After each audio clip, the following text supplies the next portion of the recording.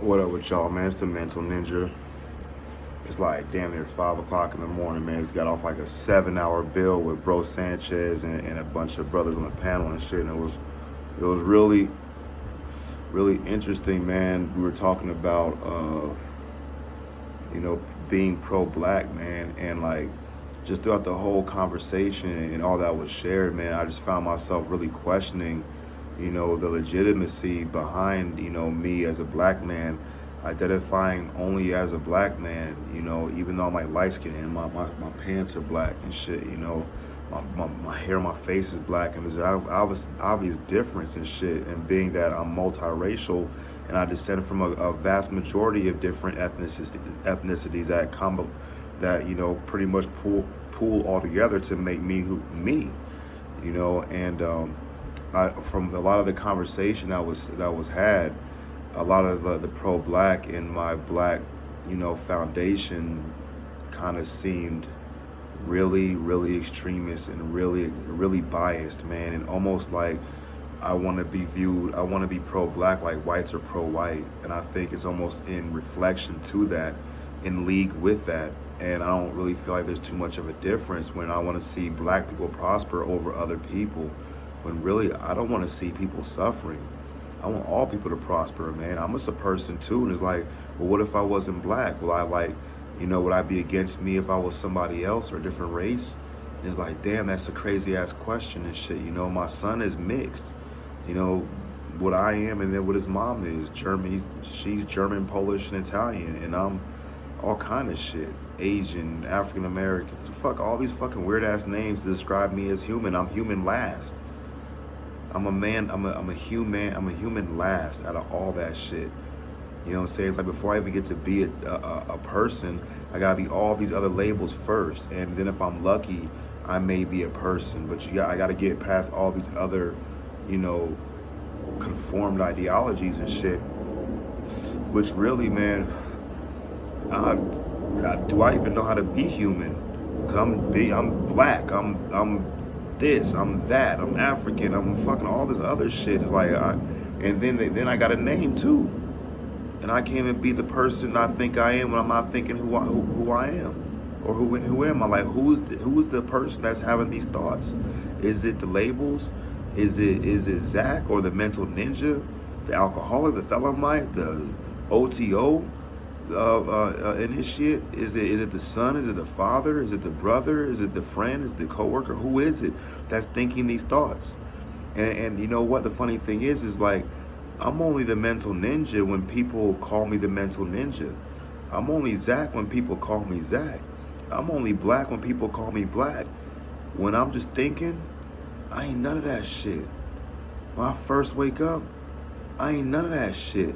When I fall asleep, I ain't none of that shit. I don't even know what that is that I am when I'm doing those things. It's funny when I'm identifying myself that I'm this person, but then when I'm not thinking about who the identity is or who the label is, who am I? It's a crazy question, Reminds me of a conversation that Alan Watts talked about that a guy had with a guru. And I think I said this before on one of my videos. Dude found a guru. He was like, Guru, I need your help. I'm trying to find out who I was in my previous lifetimes. And the guru was like, well, who wants to know? Who's asking the question? And the guy was like, me. I'm asking the question. And the guru leans in, is like, who are you? And the dude was like dumbfounded. And he was like, I don't know. Because he wants to know who he was in these previous lifetimes. And the guru asked him who was asking the question. Like, which one of the lifetimes is asking the question? And he's like, me, I'm asking the question. And the guru was like, who are you? And he's like, holy shit.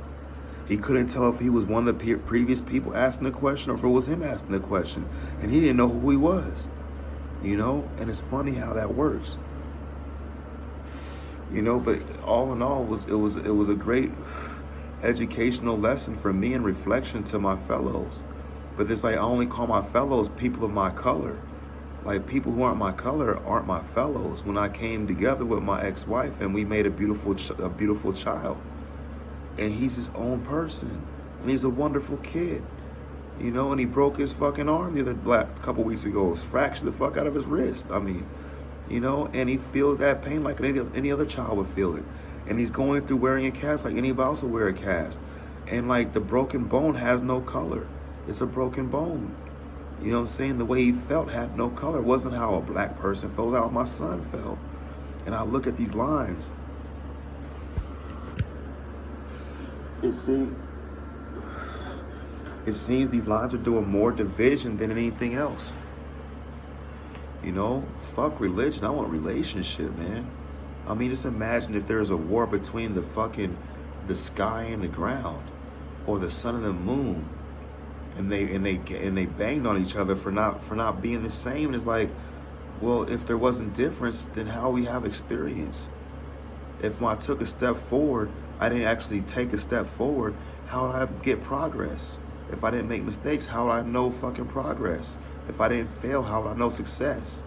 And it's like, instead of like polarizing myself against the idea of being black or being white or Chinese or Indian or Native, all these fucking labels. And then you look up the definition of what it is to be a black man in America, you're gonna find a fucking definition full of more words. And you're gonna find words. I've gone through that shit before, you know, but like, so I wanted to share, you know, something that I've been reading, you know what I'm saying? I like to read.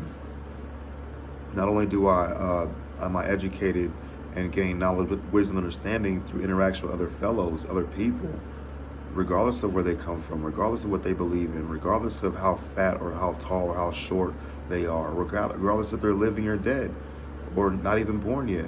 You know, I also get information and knowledge and wisdom and understanding from the natural elements of the world and the unseen world. But I do also get it from books. And, you know, this book I'm reading, let me show you this, man. This book has got fucking jewels. Look at these. Look at this. I highlight the shit that I like. Look at it. I'm highlighting damn near every fucking page. You know what I'm saying? From the first page. You know, and I'm gonna read this. I'm gonna read this for all y'all. And this book is called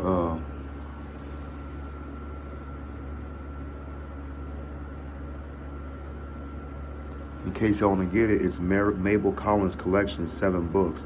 Light on the Path, The Illumined Way, Through the Gates of Gold, A Cry from Afar, Illusions, The Idol of the White Lotus, and Sensa. The Esoteric Collection, number 170, The Success and Prosperity Library. But it's a great book that one of my brothers that's a Mason gave me. And I'm just going to read. It says, he has to obtain pure silence is necessary for the disciple. The heart and emotions, the brain and its intellectualisms have to be put aside. Both are mechanisms which will perish with the span of man's life. It is the essence beyond that which is the motive power and makes man live, that is now compelled to rouse itself and act. Now is the greatest hour of danger. In the first trial, men go mad with fear. Of the first trial, Bulwer Lytton wrote, no novelist has followed to the second trial, though some of the poets have. Its subtlety and great danger lies in the fact that in the measure of a man's strength is the measure of his chance of passing beyond it or coping with it at all. If he has the power enough to awaken, if he has the power enough to awaken that unaccustomed part of himself, the supreme essence, then has he power to lift the gates of gold. Then is he the true alchemist in possession of the elixir of life. It is at this point of experience that the occultist becomes separated from all other men and enters onto a life which is his own, onto the path of individual accomplishment instead of mere obedience to the genii which rule our earth. The raising of himself into an individual power does in reality identify him with the nobler forces of life and make him one with them. For they stand beyond the powers of this earth and the laws of this universe. That sounds biblical, don't it? Here lies man's only hope of success in the great effort to leap right away from his present standpoint to his next, and at once become an intrinsic part of the divine power, as he has been an intrinsic part of the intellectual power of the great nature to which he belongs. That's crazy. That's powerful. He stands always in advance of himself, if such contradiction can be understood. It is the men who adhere to this position, who believe in their innate power of progress and that of the whole race, who are the elder brothers, the pioneers. Each man has to accomplish the great leap for himself and without aid, yet it is something of a staff to lean on to know that others have gone on that road. What? It is possible that they have been lost in the abyss. No matter, they have had the courage to enter it. Why I say that is it is possible they have been lost in the abyss is because of this fact, that one who has passed through is unrecognizable until the other and altogether new condition is attained by both. It is unnecessary to enter upon the subject of what that condition is at present. I only say this, that in the early state in which man is entering upon the silence, he loses knowledge of his friends, of his lovers, of all who have been near and dear to him, and also loses sight of his teachers and of those who have preceded him on his way. I explain this because scarce one passes through without bitter complaint. I explain this because scarce one passes through without bitter complaint. Could but the mind grasp beforehand that this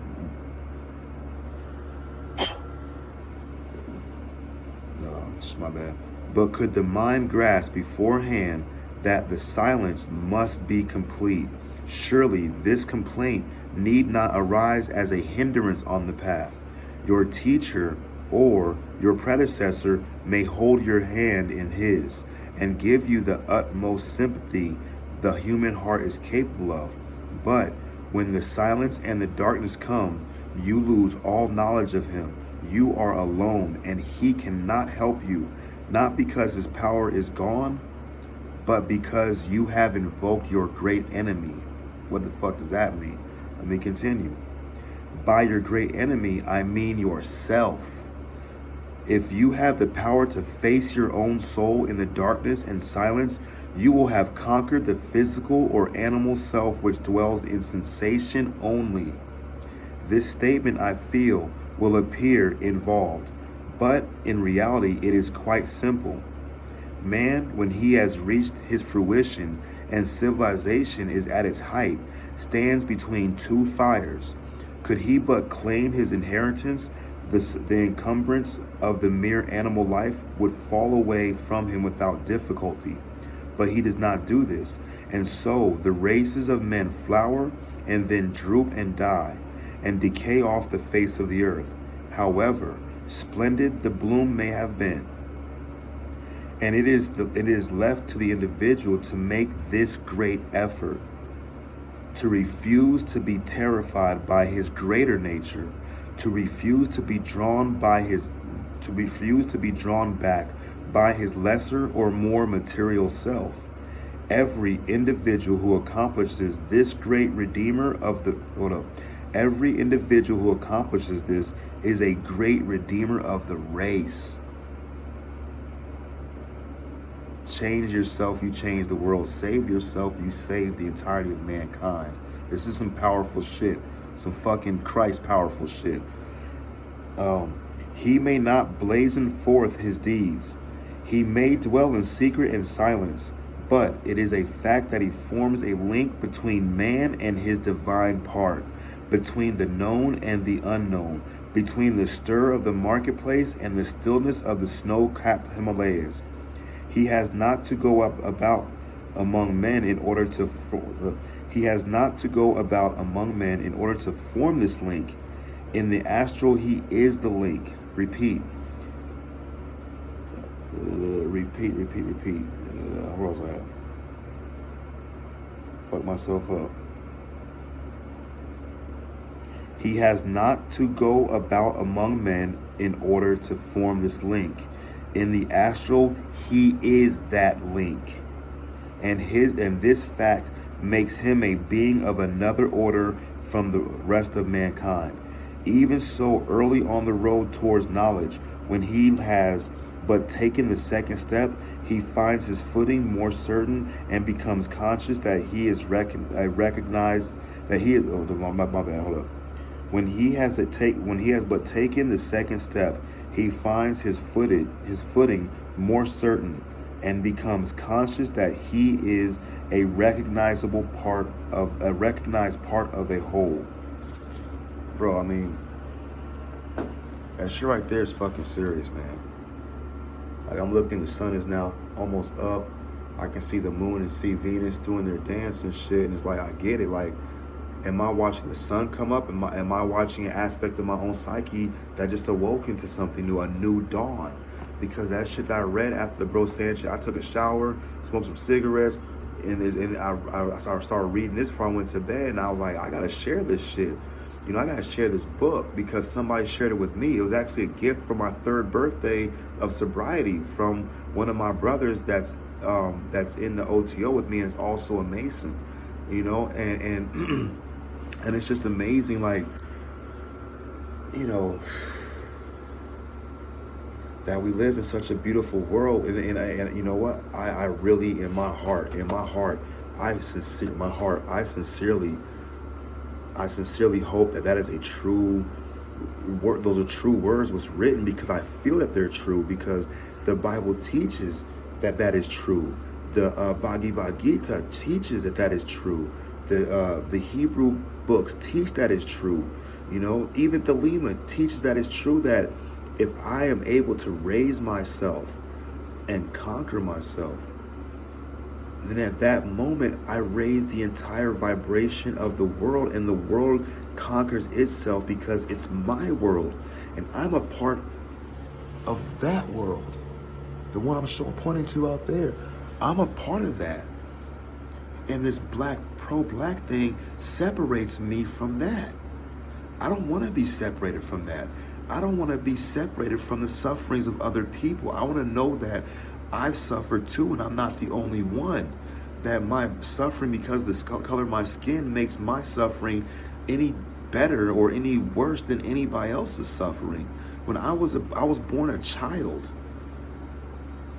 you know, I was made the same way every fucking body else was made. So where does my story become different? You know, and there's another thing I want to show y'all in this book. I hope I can find it. You see my battery life, like 12%. It's really important too, man, when they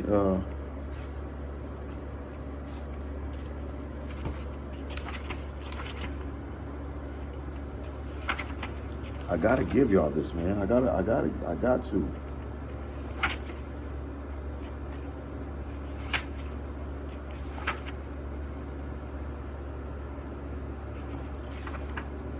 Damn, where is that shit at? Here we go. Right here. That single line. It says, before the ear can hear, it must have lost its sensitiveness. Now I'm going to continue with this. When they are engraved on a man's heart and on his life, unmistakably, then the other rules become not merely interesting or extraordinary metaphysical statements, but actual facts in life which have to be grasped and experienced. I'm going to go to the next page. The man can choose between virtue and vice, but not until he is a man. A babe or a wild animal cannot so choose. Thus, with the disciple, he must first become a disciple before he can even see the paths to choose between. This effort of creating himself as a disciple, the rebirth, he must do for himself without any teacher. Until the 4 rules are learned, no teacher can be of any use to him. And that is why the masters, and it says quotation masters, are referred to in the way they are. No real masters, whether adepts in power, in love, or in blackness, can affect a man till these 4 rules are passed. And this is dope. This is so fucking dope. And I'm gonna go back to, before the ear can hear, it must have lost its sensitiveness. Now I'm gonna explain that from where I say, from what it means to me. And it's gonna tie in with the pro-black argument or debate or whatever concept, all right? Is that before the ear can hear, it must have lost its sensitiveness. Now, for me, hold on, let me get my fire lit. I'm about to bring some smoke. You see it? Before the ear can hear, it must have lost its sensitiveness. All right, now, if I'm going to sit here and tell you, whoever's watching, or just myself, because I'm the only one watching right now, because I'm recording this shit. If I'm going to sit here and tell myself that I can only hear the sound of my own suffering, and I turn the deaf ear when I drive past a homeless person that is hungry asking for food, or a beggar that's asking for money to do whatever he needs to do with the money. If I can only be sensitive to my own self-hurt pains and not sensitive to somebody else's pains, there's something wrong. If I'm only sensitive, if I can only pick up things that make me happy, things that I like, and turn a complete deaf ear to things that make other people happy and things that other people like, I'm only seeing things or hearing and perceiving things from a limited perspective, because my likes aren't the only likes in the world. My happiness isn't the only happiness in the world. It's happiness. And if I think that my happiness is somehow or more special than the next man or the next woman or the next child or the next person's or the next beings, then I'm not fully grasped on the understanding of what true happiness is, which comes from within. And I can only try to interpret it into the way that I can explain it. But let me say this. If I only validate things, if I only validate my own suffering, like, man, I had a bad day, and somebody's telling me I had a bad day too, I'm like, nah, nigga, I had a bad day. Your day doesn't exist to me.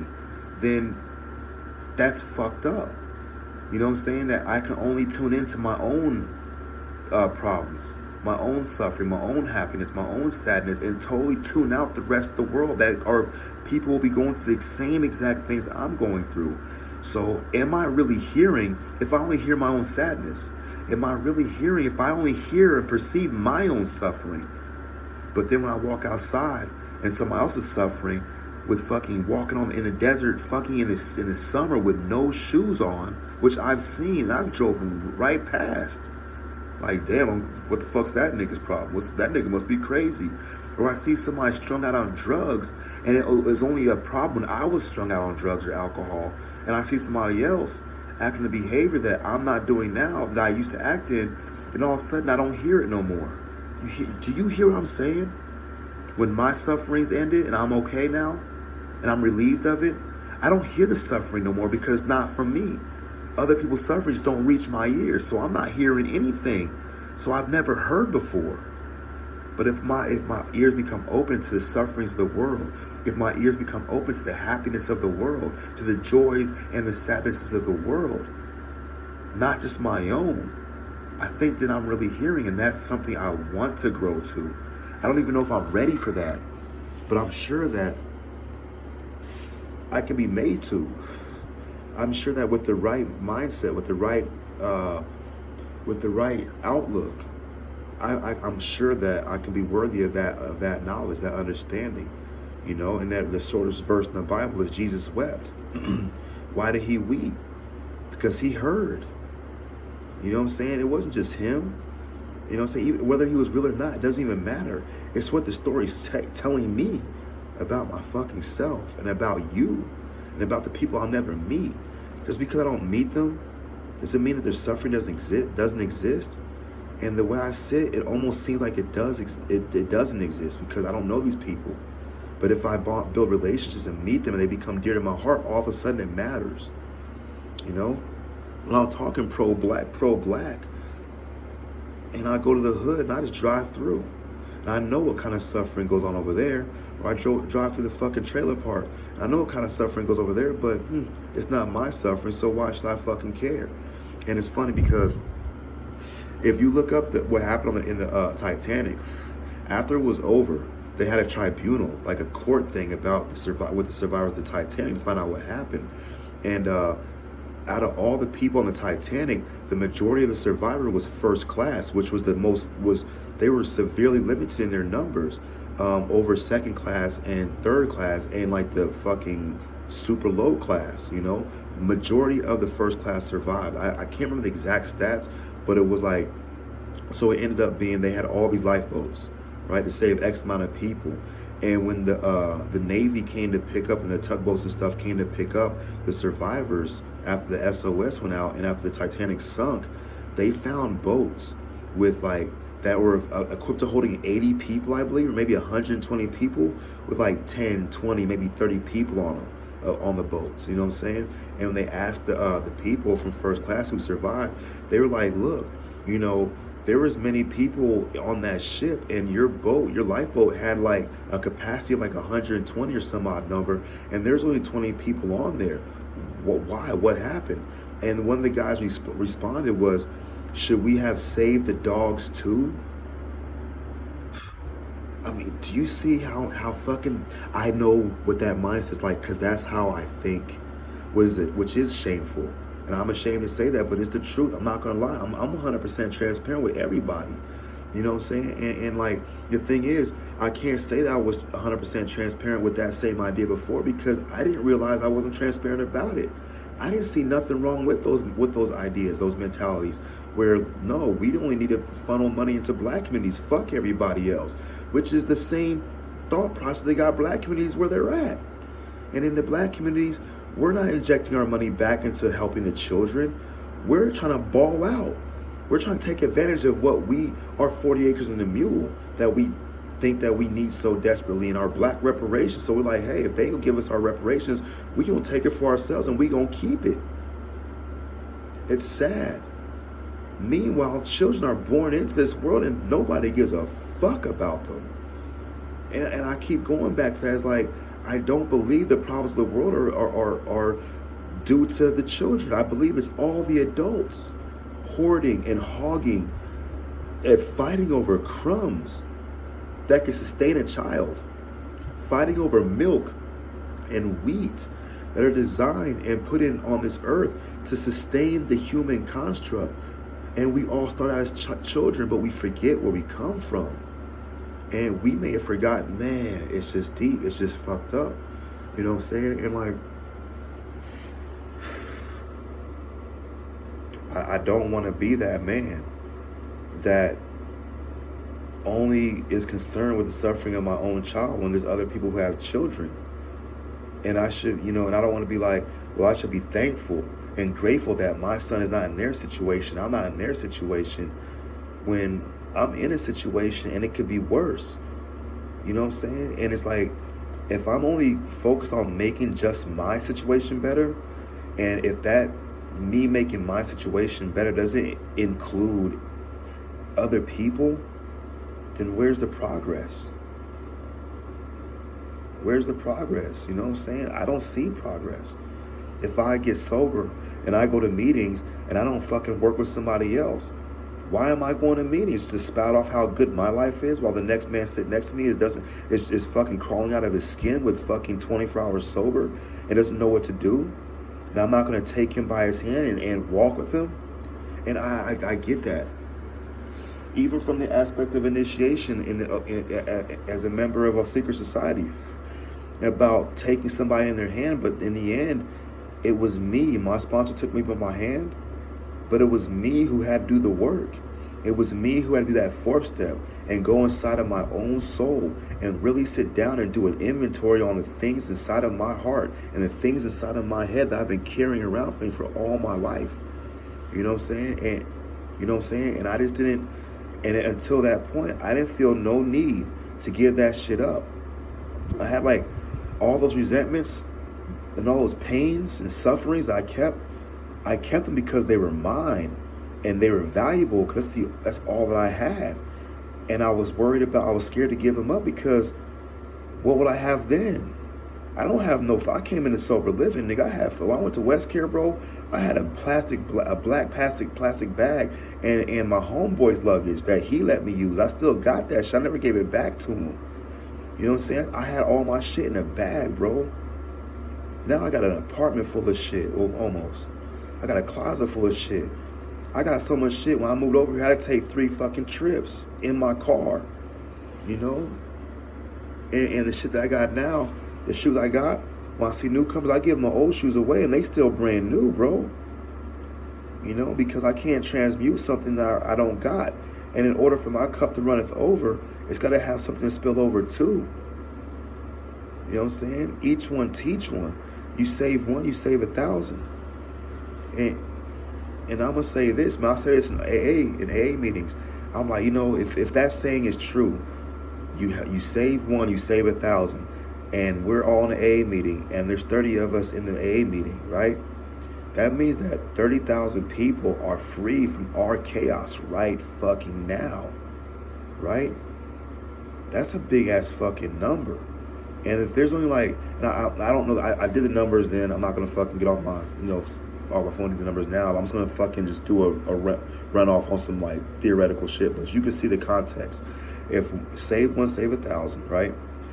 And there's 30 people in a room of Alcoholics Anonymous that are all sober, carrying the message, then that means that there's 30,000 people that are free from the chaos that an alcoholic brings into their world, from the alcoholic world, and it spills over, negative spillover.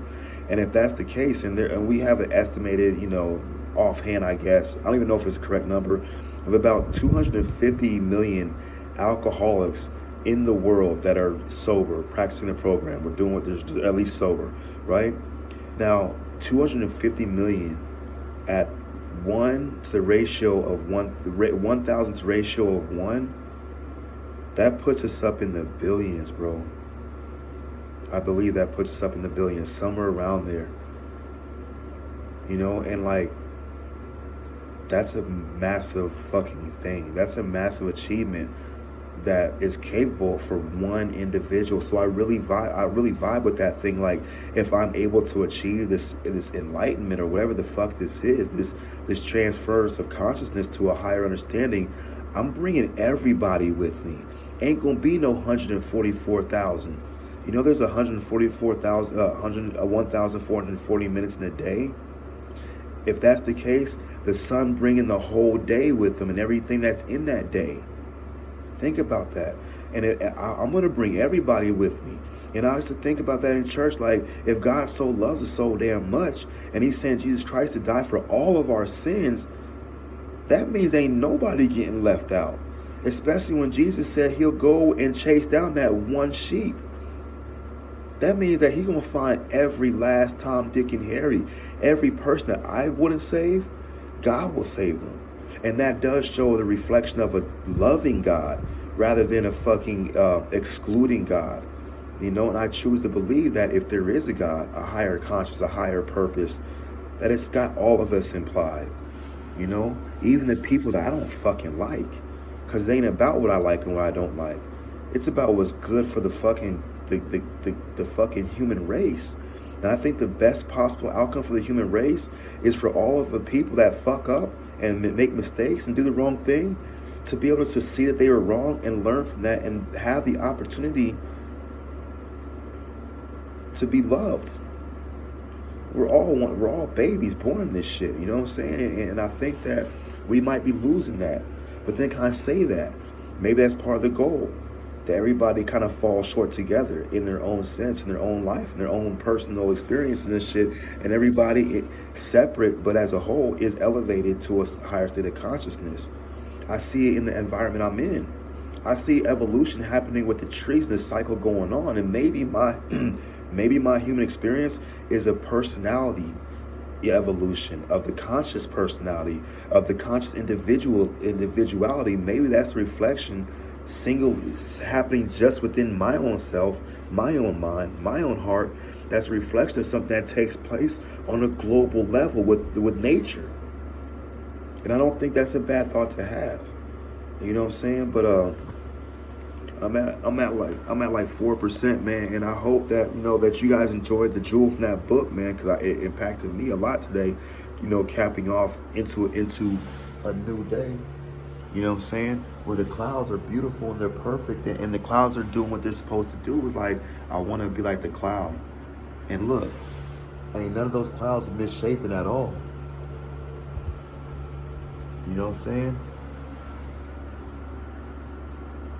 None of them. And none of the constellations are wrongly aligned, and none of the stars are in the wrong spot. So as above, so below, as this, so without, maybe things are going on the way they're supposed to be, and everything is okay. It's that we got to figure out that what okay really is. Life is beautiful, man. If you're suffering, man, I know what suffering is like, and I have not turned a deaf ear onto you, because your suffering is my suffering. Hold up.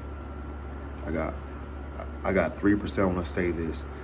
With understanding comes a responsibility, a great responsibility, and a greater suffering. So if I have understanding of who I am, what my state of being is, and I have a great responsibility to act in that knowledge.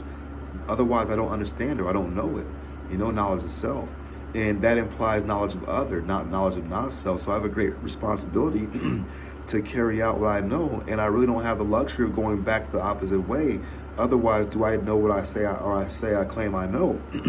And the greater suffering, I've said this before, the greater suffering is that I have to get my fucking hands and feet dirty, man. It's gonna be work.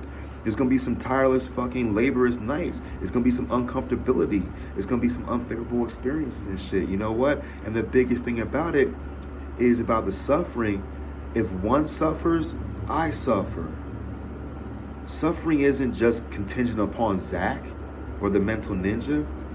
Suffering is contingent upon those who suffer, and I've suffered, and I'll continue to suffer.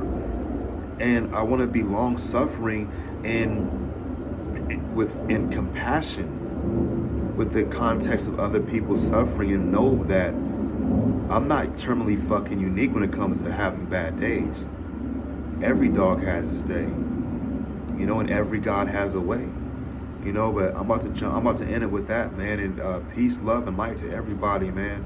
I'm tired and I love everything, man, but I'll probably be pissed off about something tomorrow. I'm just keep it real with you. Like Bro died there. That's it, man. God bless all y'all. Peace out.